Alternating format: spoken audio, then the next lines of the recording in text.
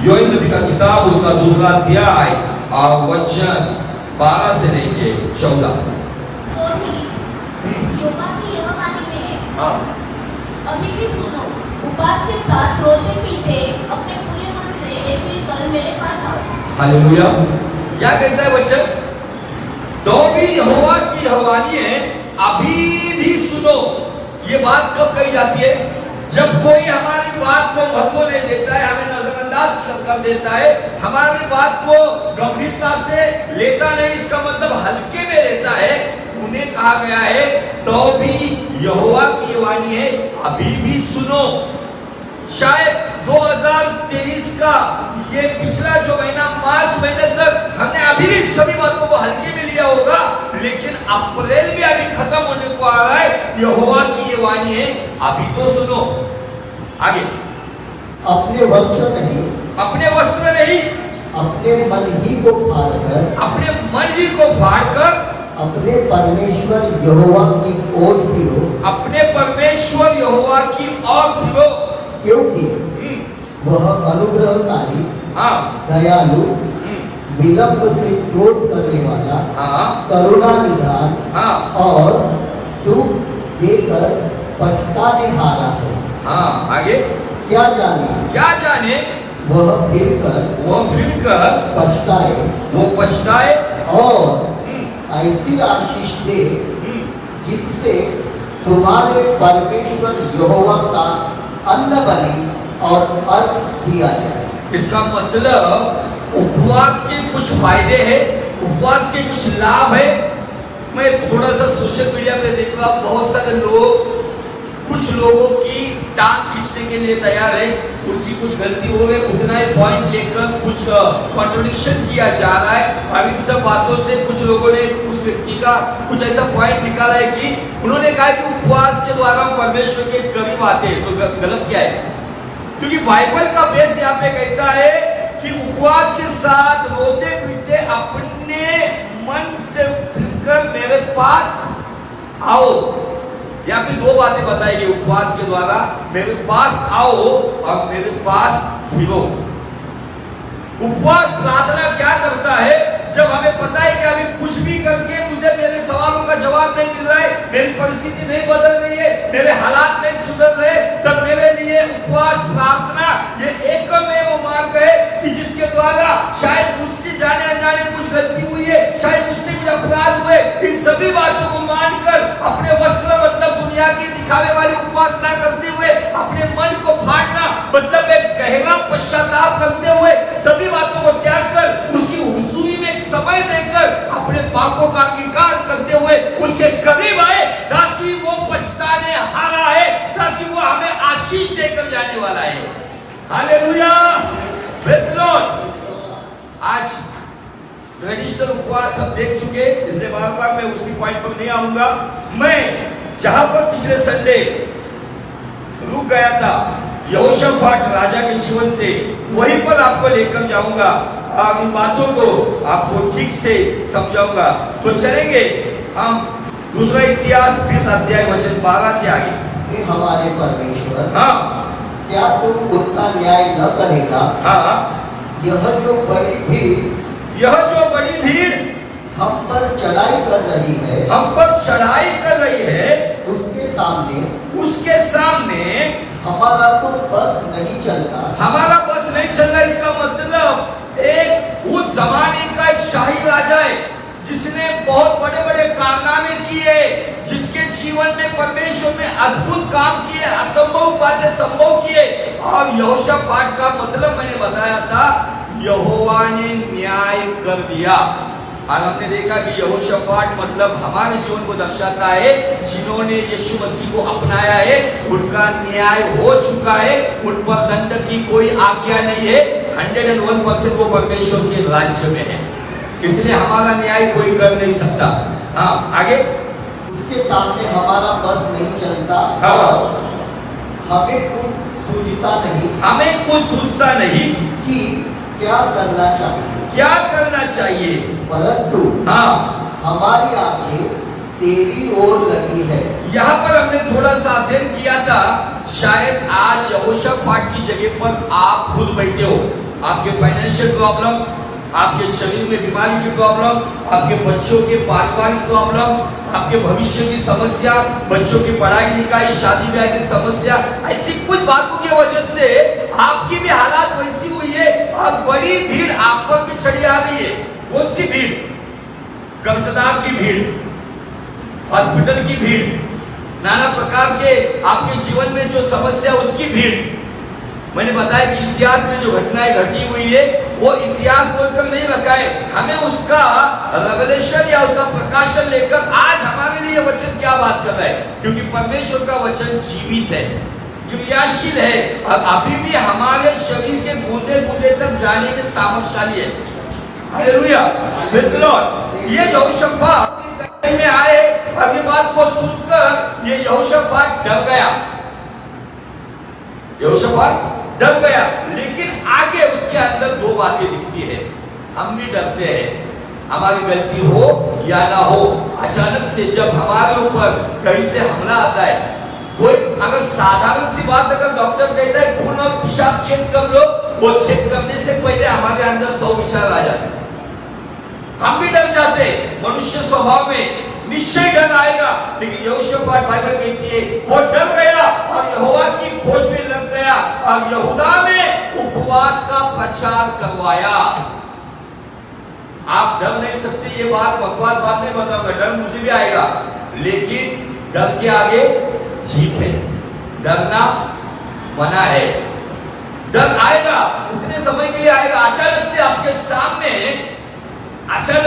सामने अगर कोई बस आती है और आपके सामने आके आप ब्रेक मारती है, आप क्या बोलते हैं? अरे मारे, अरे बाप रे, क्या बोलते हैं? आप डर आएगा, लेकिन बाप को याद करो, क्योंकि ये सारा विश्व मेरे बाप के कंट्रोल में है। हालेलुया।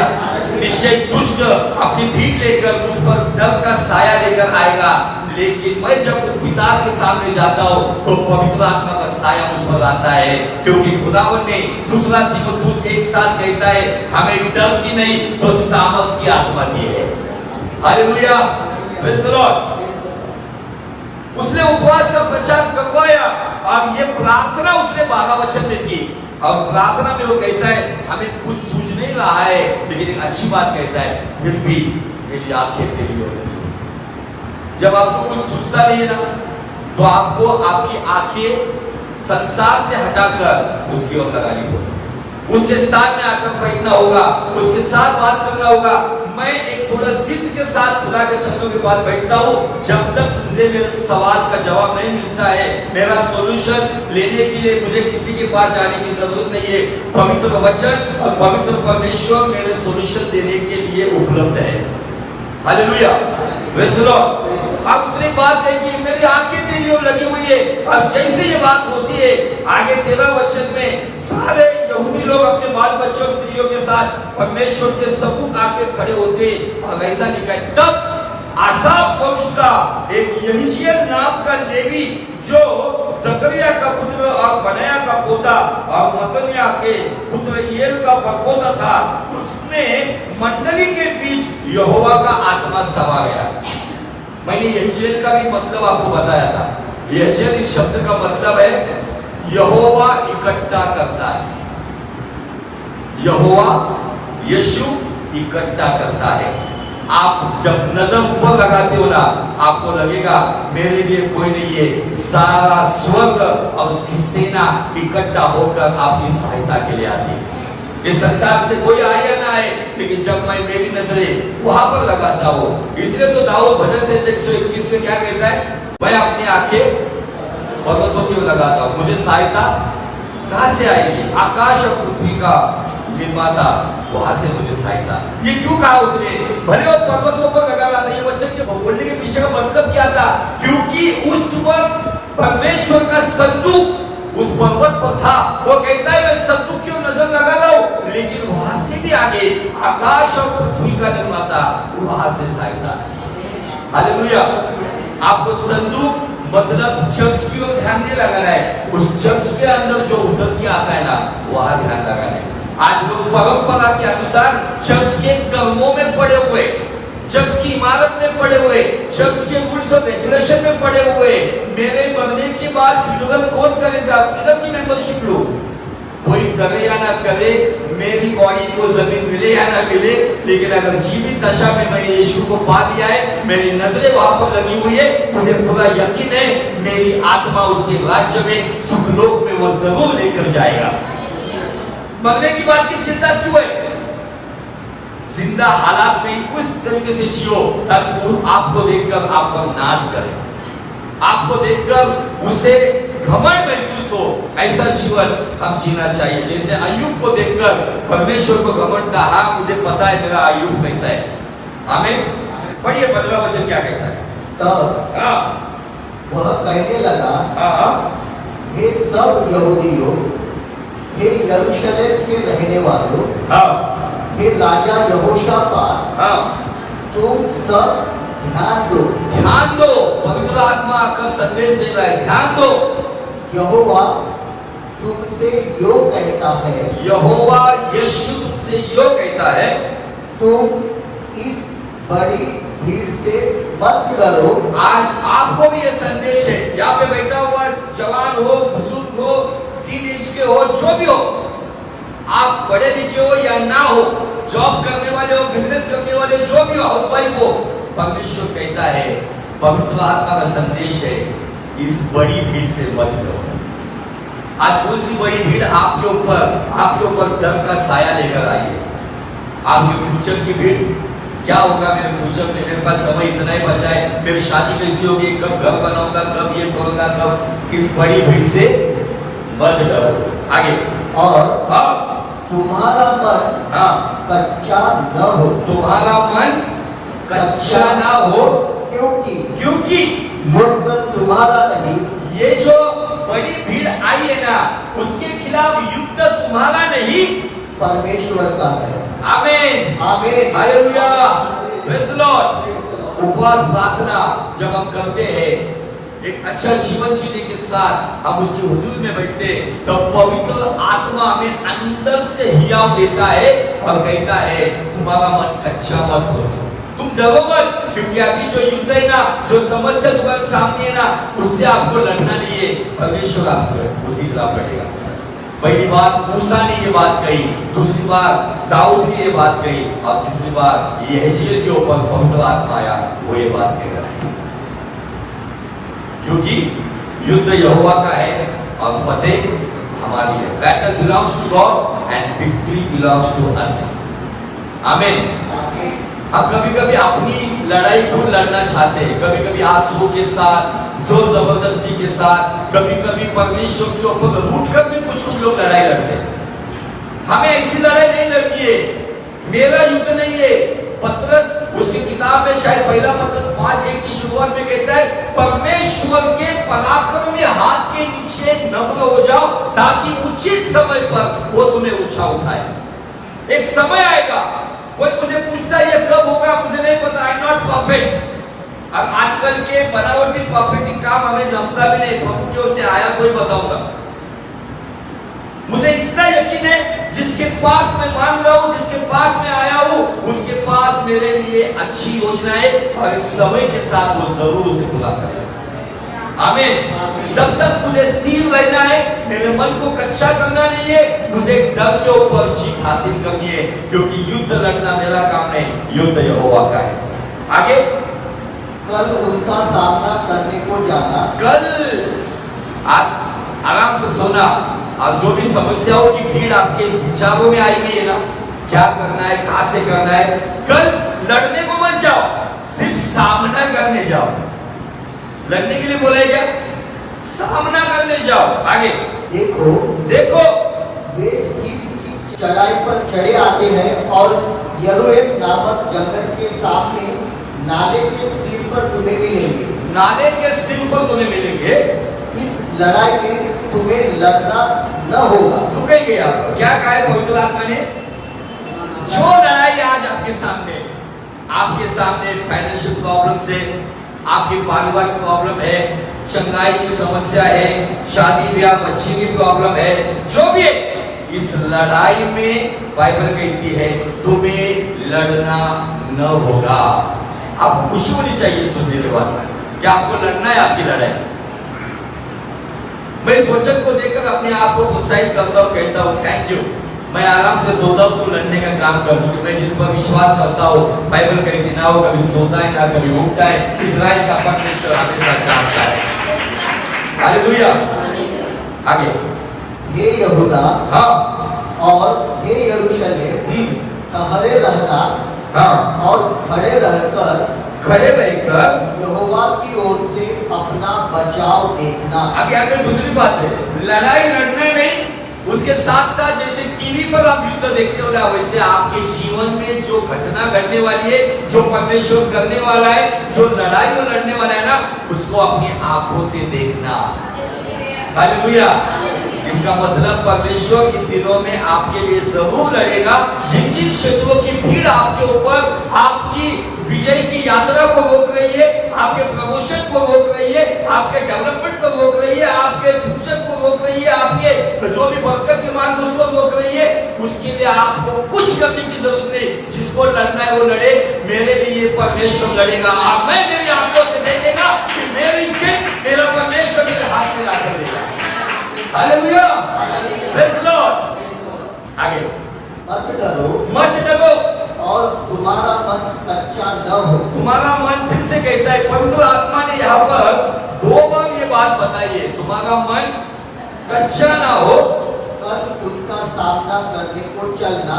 कल उनका सामना कर, कल सुबह उसका सामना करने के लिए चलना, जो भी आपके सामने समस्या है। आगे देखो क्या कहे, और हाँ यहोवा तुम्हारे साथ रहेगा। आमीन।